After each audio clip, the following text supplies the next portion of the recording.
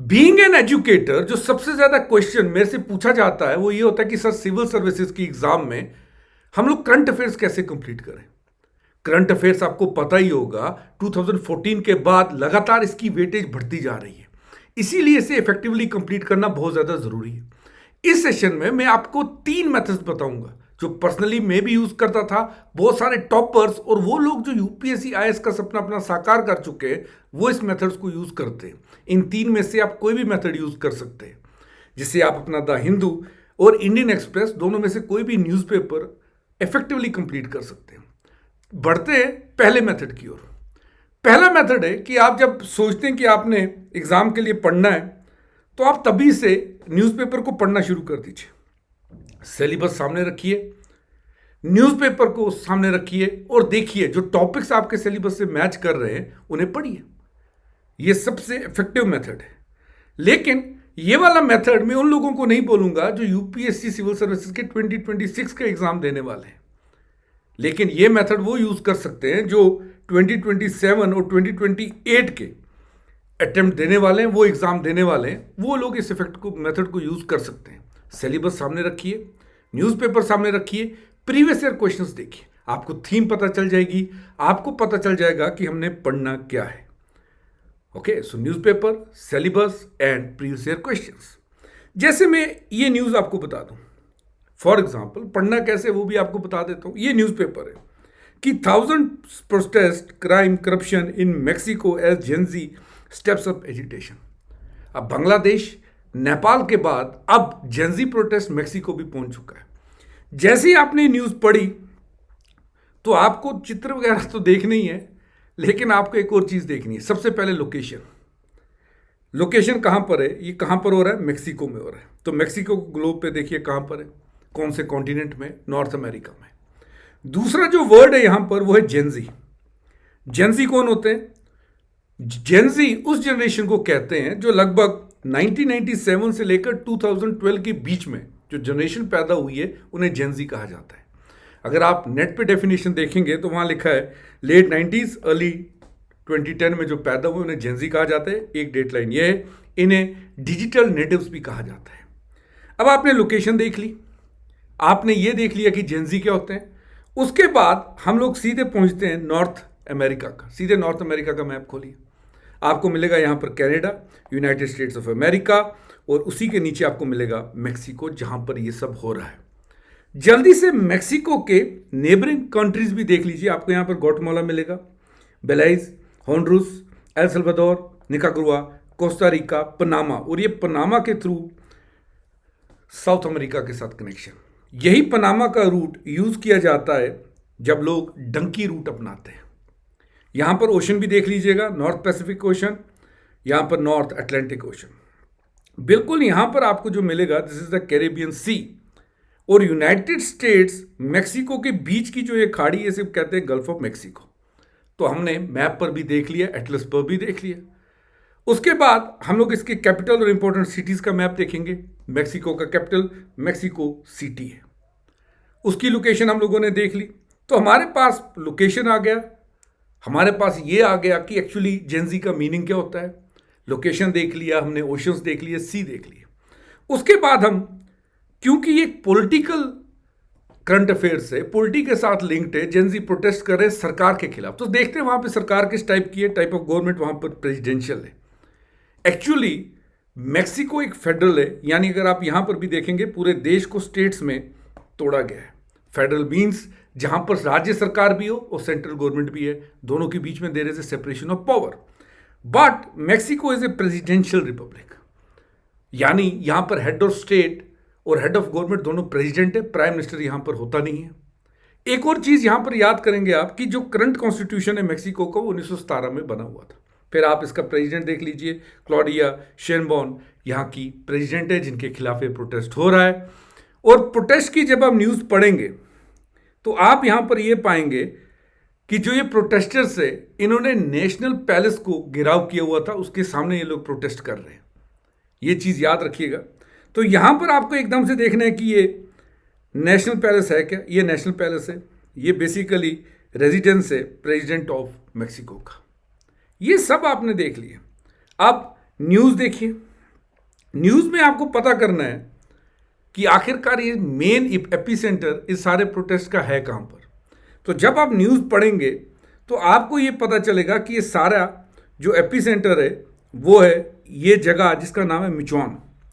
मिचोगॉन वो जगह है, वो स्टेट है मेक्सिको की जहाँ पर ये प्रोटेस्ट हो रहा है। हमने आइडेंटिफाई कर लिया, हमने लोकेशन देख ली। एक्चुअली यहाँ क्या हुआ था, यहाँ का मेयर था ये बंदा जिसका नाम था रॉड्रिक्स। इनको मारा गया था। बहुत ही ईमानदार आदमी थे, जेनजी का सपोर्ट था इनके साथ। इन्होंने काफ़ी सारे ड्रग कार्टेल्स को वहाँ पर अरेस्ट करवाया था। ये सब हमें पता चल गया, बैकग्राउंड हमने देख लिया। अब एक और चीज़ है, यहाँ पर जो जेनजी ये फ्लैग लेकर घूम रहे हैं मेक्सिको के प्रोटेस्ट के दौरान, इस फ्लैग को देखिए, इसे कहते हैं पायरेट स्कल फ्लैग। तो अगर आपको कहीं फ्लैग ही पूछ लिया कि कौन से प्रोटेस्ट में we have recently seen the pirate skull flag, तो वो भी आपको पता चल जाएगा ये सिंपल बना हुआ है। तो ये पहला मेथड है आपके करंट अफेयर्स करने का। हमने न्यूज़ पकड़ी 360 डिग्रीज, इस न्यूज़ से हमने सारे टॉपिक्स कवर कर लिए, साथ में पूरी न्यूज़ का भी एनालिसिस देख लिया। दूसरा मेथड होता है कि हम मंथली मैगजीन्स की मदद से करंट अफेयर्स को कंप्लीट करें। जैसे ये अनअकैडमी की मंथली मैगजीन है आर्टिकुलेट, 2025 की मैगजीन है। यहाँ पर आपको सारे के सारे टॉपिक्स जो आपके सिलेबस के साथ लिंक्ड है टॉपिक वाइज आपको मिल जाएंगे। पॉलिटी हो गया, इकोनॉमी हो गया, ऐसे ही history, geography, environment, science and tech, सब आपको टॉपिक वाइज मिल जाएंगे। ये भी बहुत सारे जो सिलेक्शन जिन लोगों की हुई होती है, जो लोग जॉब कर रहे होते हैं, जिनके पास न्यूज़पेपर पढ़ने का टाइम नहीं होता, वो लोग इस मेथड को अपनाते हैं। इफेक्टिव मेथड है। जैसे मैंने कहा 80 to 90% कैंडिडेट्स जो सिलेक्ट होते हैं वो ये मेथड्स अपना लेते हैं। लेकिन दोनों मेथड में डिफरेंस है। जब आप डायरेक्टली न्यूज़पेपर से पढ़ते हैं तो आप प्रीलिम्स प्लस मेंस दोनों के लिए पढ़ते हैं। लेकिन जब आप मैगजीन के हिसाब से पढ़ते हैं तो कहीं ना कहीं आप प्रीलिम्स के लिए तो तैयार होते हैं, मेंस के लिए आपको दोबारा पढ़ना पड़ता है।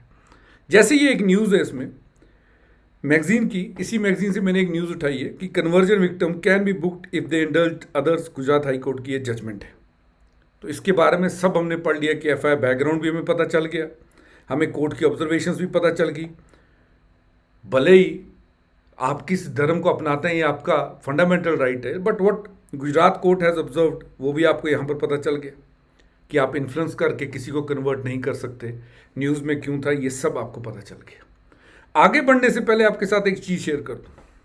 यदि आप यूपीएससी की तैयारी कर रहे हैं तो अनअकैडमी आपके लिए लेके आए एक बहुत बड़ा स्कॉलरशिप टेस्ट। ये स्कॉलरशिप टेस्ट दो टाइप के एस्पिरेंट्स के लिए, पहले जिनकी तैयारी हो चुकी है, तो आप ये स्कॉलरशिप टेस्ट लीजिए, अपनी नॉलेज को एकदम से चेक करिए। अब आपको चेक करने के बाद रिवॉर्ड भी चाहिए, तो पहला प्राइज है आप कार जीत सकते हैं, मैकबुक्स जीत सकते हैं, आईफोन्स, लैपटॉप्स और भी बहुत कुछ। और साथ में आपको स्कॉलरशिप भी मिलेगी अगर आपको लगता है कि हमारे कोर्सेज आपको और इफेक्टिवली तैयार कर सकते हैं।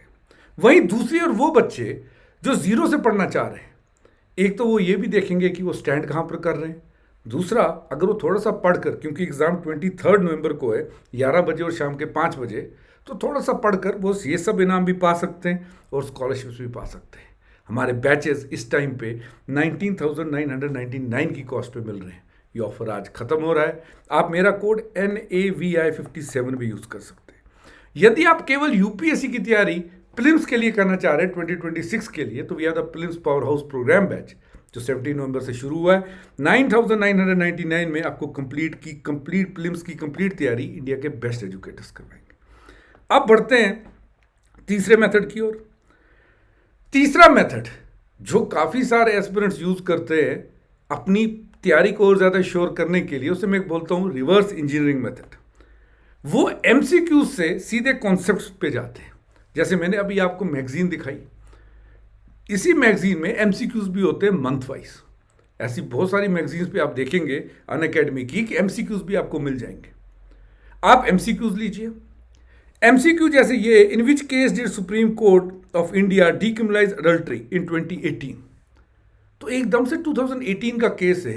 एग्जाम में आगे तो बच्चे बोलेंगे तो करंट अफेयर 2018 तक जा रहा है, लेकिन this was a news. Can a third party B liable for marital disruption explained. ये आर्टिकल आया हुआ है अक्टूबर 7, 2025 में।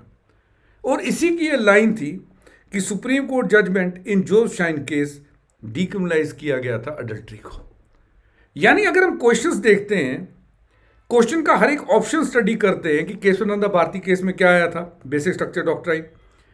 जो Shine versus Union of India case में एडल्ट्री को डिक्रिमिनलाइज किया गया था। Navtej Singh Johar versus Union of India case section 377 को डिक्रिमिनलाइज किया गया था। Indira Sawhney versus Union of India case, Mandal case, OBC creamy layer. तो मेरे को ऑप्शन से रिवीजन भी हो गया और वहीं मेरे को न्यूज़ के बारे में भी पता चल गया। So this is another innovative method जो आप लोग यूज़ कर सकते हैं अपने करंट अफेयर्स के लिए। सो आई विल रिकमेंड कि आप इनमें से कोई भी, तीन में से कोई भी एक मेथड यूज़ करें। या तो सीधे न्यूज़ पढ़ लें, फिर 360 डिग्री उस न्यूज़ के इर्द गिर्द घूमें, सारी चीज़ें कवर करें। ये आपको प्रीलिम्स से मेंस तक तैयार कर देगा। दूसरा मेथड, मैगजीन पढ़ें। आपके पास टाइम कम है, डायरेक्टली डाउनलोड द मैगजीन से पढ़ें। जैसा मैंने कहा, बहुत सारे method, around 70 to 80% of the candidates and बहुत सारे सिलेक्टीज एंड टॉपर्स यही मेथड यूज़ करते हैं। थर्ड मेथड, जैसे मैंने आपसे कहा, हम लोग रिवर्स इंजीनियरिंग करेंगे। हम लोग करंट अफेयर्स के एमसीक्यूज निकालेंगे, ऑप्शन को देखेंगे कि क्यों ये ऑप्शन गलत है, तो हमें ये भी पता चलेगा ऑप्शन क्यों गलत है, और उसी के साथ साथ हमारा टॉपिक भी तैयार हो जाएगा। ऐसे ही तैयारी के लिए, ऐसे ही टिप्स के लिए बने रहे, इस चैनल को सब्सक्राइब कर लें। एंड आप किसके बारे में मेरे से हेल्प चाहते हैं, मेरे को जरूर बताइएगा। Thanks for watching Unacademy. Let's crack it guys.